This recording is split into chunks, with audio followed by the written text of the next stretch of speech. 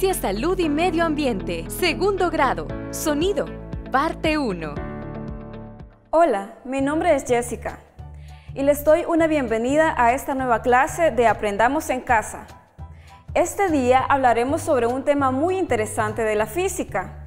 Vamos a hablar sobre el sonido. En nuestro entorno podemos escuchar diferentes sonidos.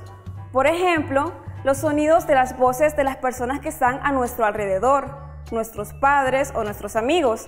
También podemos escuchar sonidos que provienen de la televisión o de la radio. También podemos escuchar sonidos cuando movemos objetos, por ejemplo, al arrastrar una mesa o empujar una silla, entre otros. Pero ¿te has preguntado cómo es que esos sonidos llegan hasta nuestros oídos? ¿Cómo es que podemos escuchar sonidos a pesar de que estemos lejos del lugar donde se generaron? Estas preguntas y otras más las podemos responder si aprendemos algunos conceptos sobre el sonido. Acompáñame. Probablemente en este momento estés escuchando diferentes sonidos, entre ellos mi voz. Mi voz proviene de mi garganta. En esta zona se encuentran las cuerdas bucales de forma interna. Si yo toco mi garganta suavemente, puedo sentir las vibraciones a medida que la voz sale a través de mi boca. Tú también puedes probar a sentir esas vibraciones la próxima vez que hables. Esto nos lleva a una idea muy importante. Los objetos en vibración producen sonido. Esas vibraciones se transmiten a través de un medio como ondas. El tipo de ondas que necesitan un medio para poder desplazarse se llaman ondas mecánicas. Estas ondas mecánicas viajan a través del aire, en este caso, y llegan hasta mis oídos. Los oídos reciben el sonido y por tanto tienen el nombre de receptores auditivos. Entonces debemos notar que para cada sonido debe existir una fuente sonora que va a consistir en un objeto en vibración. Tú puedes fijarte, elegir cualquier sonido que esté a tu alrededor y poder observar cuál es el objeto en vibración que lo está produciendo. Como ves, los sonidos es un tema con el cual estamos muy familiarizados, por lo tanto va a ser fácil y divertido poder profundizar en este tema. Pero antes vamos a ver algunos datos curiosos sobre el sonido. Para que se genere un sonido, debe de haber una vibración de un objeto. Estas vibraciones las podemos representar como ondas que viajan a través de un medio, como el aire, agua o un sólido. Al número de vibraciones que se efectúan cada segundo se le denomina frecuencia y se mide con la unidad llamada hercio, en honor al físico alemán Heinrich Hertz, quien en 1888 descubrió las ondas de radio mediante una serie de experimentos. Al saber que el sonido es una onda mecánica, comprenderemos que no puede viajar en el vacío, puesto que no habrá partículas de aire que propaguen el sonido. También podemos entender que los sonidos serán diferentes, dependiendo de si el medio en el que viaja es un líquido como el agua, un gas como aire o un objeto sólido como una pared. En general, la velocidad del sonido es mayor en los sólidos que en los líquidos, y en los líquidos es mayor que en los gases. Esto es así por las características a nivel molecular de estas sustancias. Podemos imaginarnos los sólidos compuestos por moléculas que están muy cercanas y fuertemente unidas entre sí. En los líquidos, las moléculas están más separadas y están unidas con menor fuerza. En los gases, las moléculas están completamente alejadas y están débilmente unidas. Ya antes mencionamos un ejemplo del sonido viajando a través del aire, cuando describimos la voz. Ahora vamos a ver un ejemplo del sonido viajando a través del agua. Lo vamos a hacer con la siguiente experiencia. Tenemos acá un vaso lleno de agua y vamos a producir sonido aplicando una fuerza. Lo que voy a hacer es humedecer un poco mi dedo y aplicar una fuerza de fricción alrededor de la boca del vaso.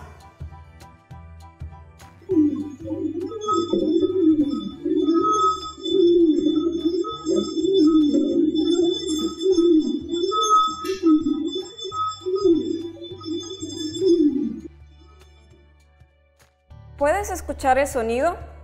¿Cuál es el mecanismo que hace que se produzca este sonido? ¿Cuál es el origen de las vibraciones?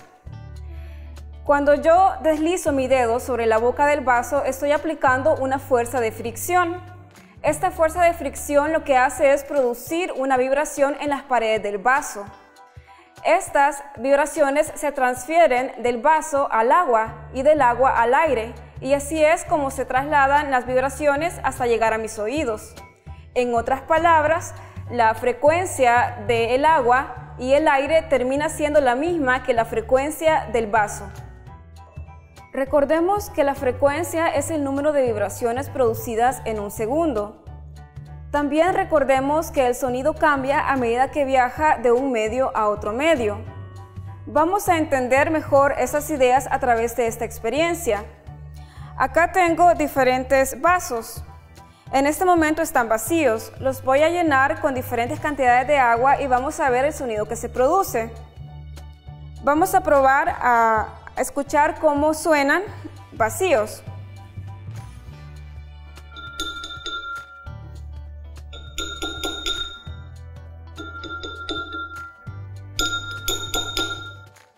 Puedes escuchar que el sonido es muy similar. Ahora vamos a proceder a llenarlos con diferentes cantidades de agua y a ordenarlos de mayor a menor.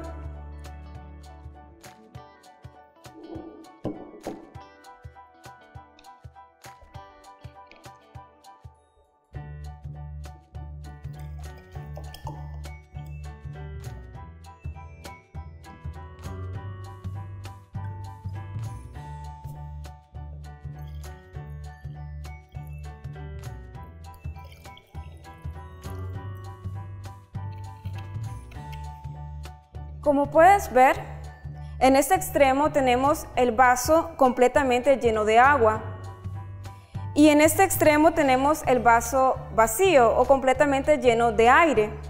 Vamos a tocar, a dar un pequeño golpe en los vasos y escuchar el sonido que se produce. Pero antes vamos a entender una característica muy importante del agua y del aire para poder explicar la diferencia en los sonidos. Esa característica se llama compresibilidad. ¿Qué es la compresibilidad? La compresibilidad es la capacidad de un objeto o de una sustancia para disminuir su volumen. Vamos a entenderlo con este ejemplo.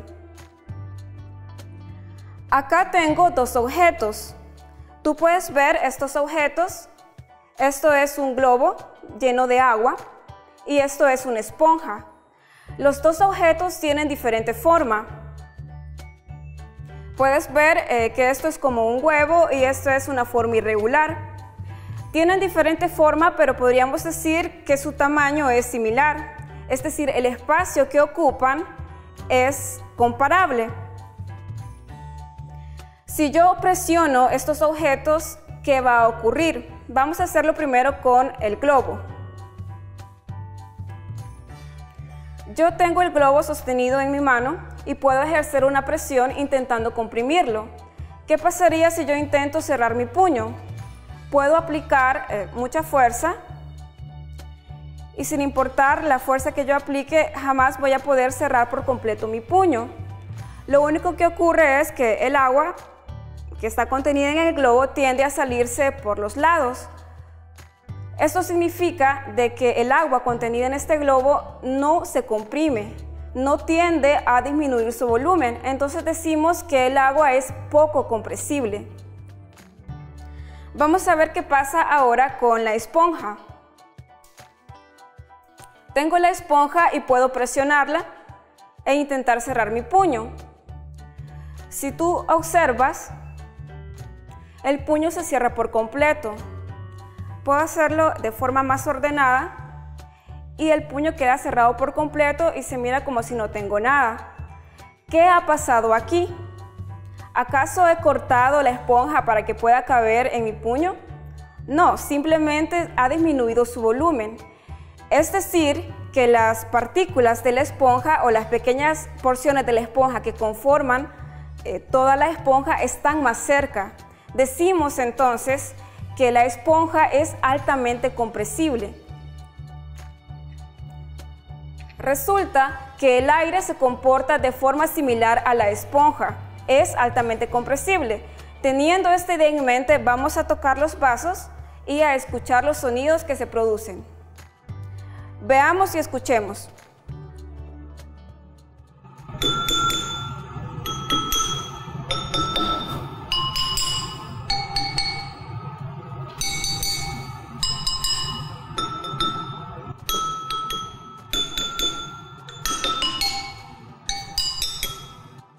¿Puedes escuchar la diferencia? ¿Por qué ha pasado esto? Podemos apreciar mejor la diferencia si escuchamos el sonido de los vasos que están en los extremos.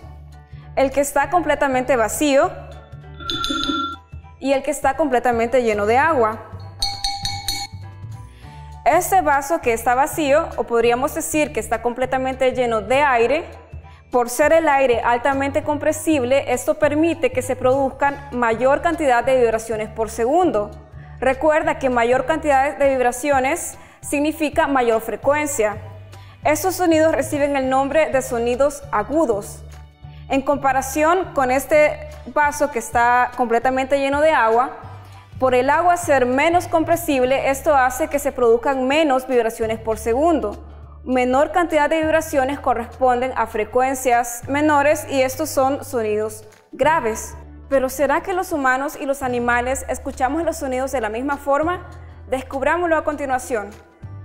¿Sabías que el ser humano puede percibir las ondas sonoras gracias a un órgano especializado para ello, el oído? Los oídos transforman una onda mecánica o señal acústica en una señal eléctrica o impulsos nerviosos. Pero resulta que en la naturaleza no todos los animales poseen un sistema de detección de ondas similares al de los seres humanos.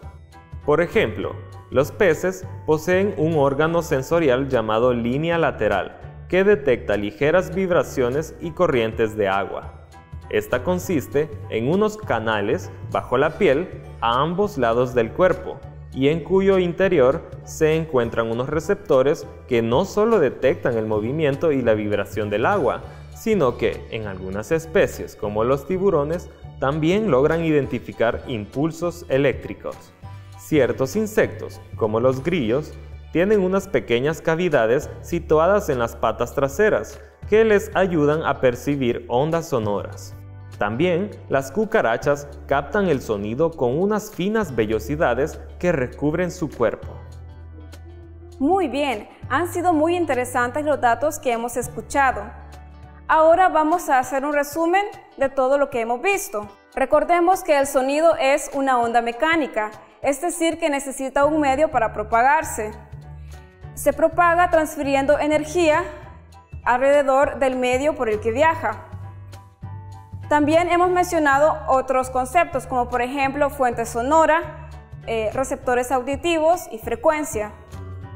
Ahora vamos a poner a prueba todo lo aprendido respondiendo las siguientes preguntas. Responde a las siguientes preguntas de falso y verdadero. A las vibraciones propagadas en un medio que provienen de un objeto en movimiento se les llama ondas mecánicas. Exacto, la afirmación es verdadera. Para que un sonido se pueda generar, no es necesario que haya vibraciones. Si respondiste falso, estás en lo correcto. Se le conoce como fuente sonora a la vibración producida por un objeto. Si respondiste falso, estás en lo correcto. Muy bien. En el espacio no se puede escuchar ningún sonido porque no hay un medio de propagación. Si tu respuesta fue verdadera, acertaste. ¡Felicidades! Has superado la prueba. Muy bien, hemos llegado al final de esta clase. Espero que me puedas acompañar la próxima semana y recuerda seguir las medidas de bioseguridad. Utiliza mascarilla cuando salgas y lávate bien las manos. Esto es todo por hoy. Nos vemos en la próxima clase. Adiós.